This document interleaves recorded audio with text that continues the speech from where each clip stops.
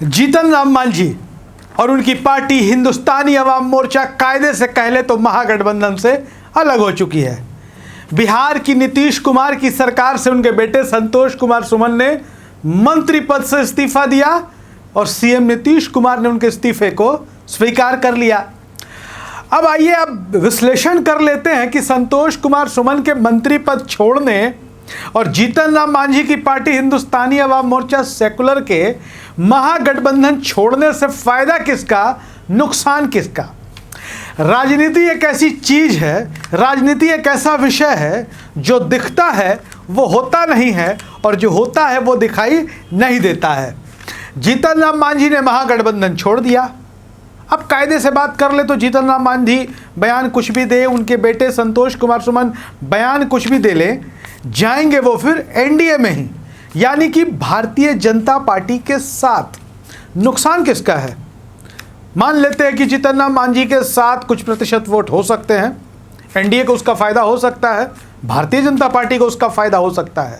नुकसान किसका होगा? अब आप देखिए कि भारतीय जनता पार्टी का जो बिहार में गठबंधन है, जो उनका कुनबा है, जो एनडीए है, एनडीए में पहले से कौन कौन सी पार्टियां हैं? जाहिर तौर पर मान जाएं तो अभी औपचारिक रूप से पशुपति कुमार पारस की पार्टी राष्ट्रीय लोक जनशक्ति पार्टी बीजेपी के साथ है और 5 सांसद हैं पशुपति कुमार पारस की पार्टी के साथ, और उसमें कुछ नए दल भी जुड़ेंगे। चिराग पासवान बड़ा नाम, उपेंद्र कुशवाहा बड़ा नाम, संभावित नाम मुकेश सहनी, एक और आ जाएंगे जीतन राम मांझी। भारतीय जनता पार्टी ने यह मन बनाया हुआ है कि 40 में 30 लोकसभा सीटों पर बीजेपी अकेले चुनाव लड़ेगी और बाकी की 10 सीटें वो सहयोगियों में देगी। अब 10 सहयोगी में चिराग पासवान भी, पशुपति कुमार पारस भी, मुकेश सहनी भी, जीतन राम मांझी भी। मांझी ने जब आज कायदे से उनके बेटे ने इस्तीफा दिया तो जितने भी नेता थे उन्होंने एक से एक बातें कही। चिराग पासवान ने भी मांझी के पक्ष में नीतीश के विरुद्ध बयान दिया। उपेंद्र कुशवाहा का भी बयान आपको सुनने को मिल जाएगा, मिल भी गया होगा अभी तक। लेकिन ये ऊपर से आ रहा बयान है। 10 सीटों में बीजेपी किसको किसको देगी और लेंगे कौन कौन। हो सकता है बीजेपी 10 पे ना लड़े, बीजेपी 30 पे ना लड़े, 25 पे लड़ जाए, 15 भी मान लेते हैं तो 5 तो सिटिंग एमपी पशुपति कुमार पारस के हैं, जीते हुए सांसद। उसके बाद भी 10 सीटें बच जाती हैं।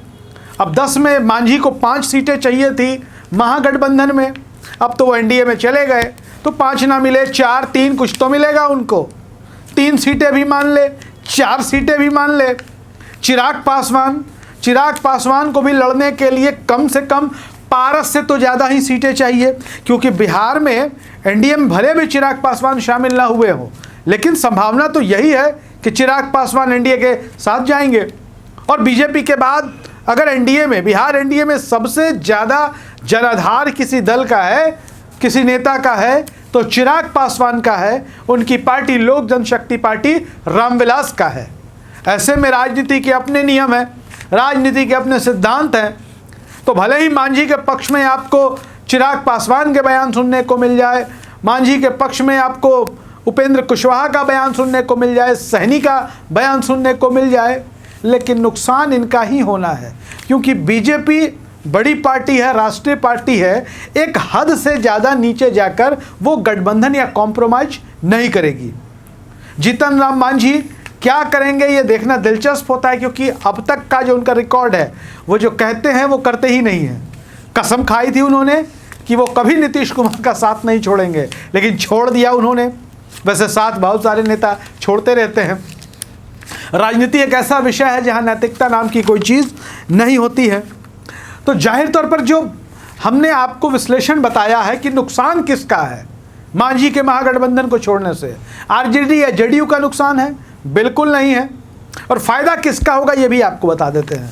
मांझी के महागठबंधन छोड़कर जाने से फायदा आरजेडी और कांग्रेस को होगा। आरजेडी को भी चुनाव लड़ने के लिए ज़्यादा सीटें मिल जाएंगी, कांग्रेस की भी 1-2 सीटें बढ़ जाएंगी लड़ने वाली, क्योंकि मांझी की 5 सीटों की आकांक्षा, महत्वाकांक्षा को पूरा करना संभव ही नहीं था महागठबंधन के लिए। और एनडीए में जाकर के भी मांझी परेशानी बढ़ाएंगे, और मांझी एनडीए में जाकर सीटें ले ले, चुनाव जीत भी जाए 2-3 सीटें, वो रहेंगे कितने दिन एनडीए के साथ, ये भी देखना बड़ा दिलचस्प होगा। उम्मीद है आपको हमारा ये विश्लेषण पसंद आया होगा। मांझी की राजनीति के बारे में आप क्या सोचते हैं, कमेंट बॉक्स में ज़रूर लिखिएगा। धन्यवाद।